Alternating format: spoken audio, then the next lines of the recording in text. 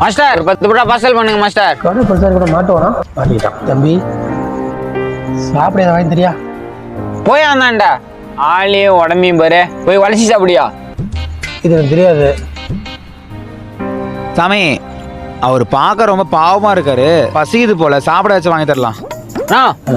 வானாங்க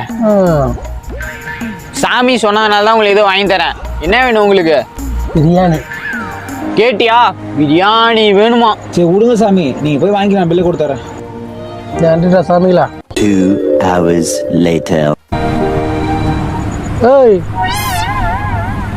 tea இப்படி இருக்கா?